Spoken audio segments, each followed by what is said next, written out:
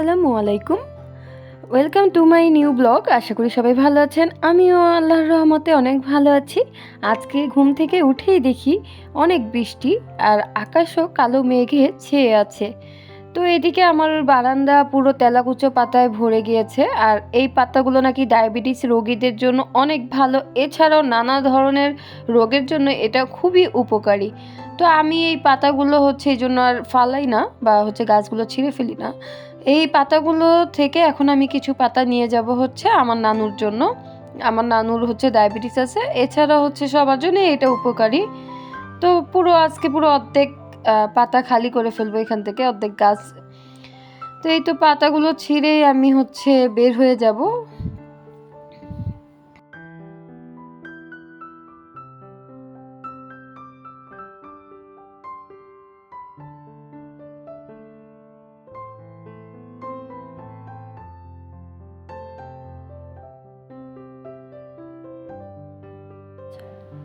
এই পাতা নেওয়া শেষ হলে আমি অপেক্ষা করছিলাম বৃষ্টি থামার।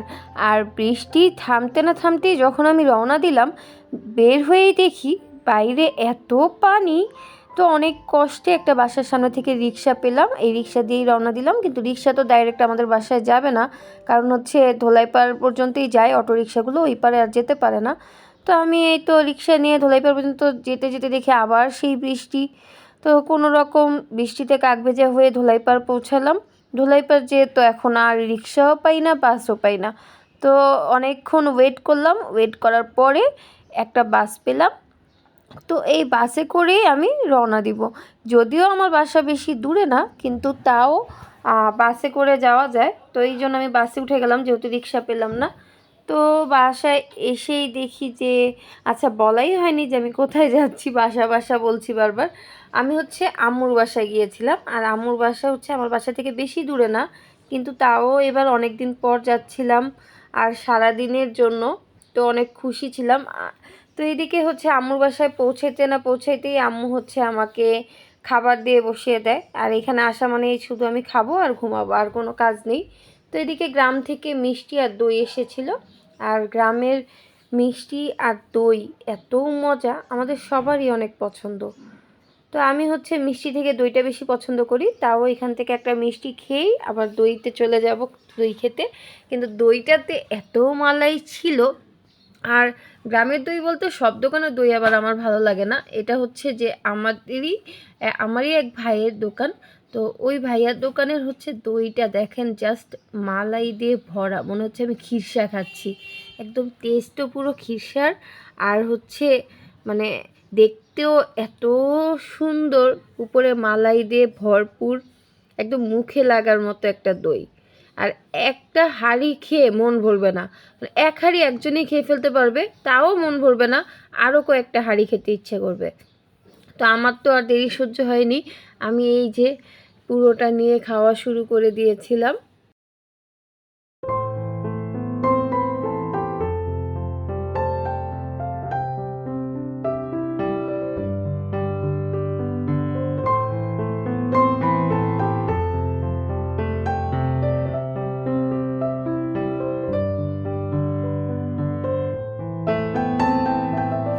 তো এদিকে দই খাওয়া শেষ করেই চলে গিয়েছিলাম নানু বাসায়। নানু বাসা আম্মুর বাসার পাশেই।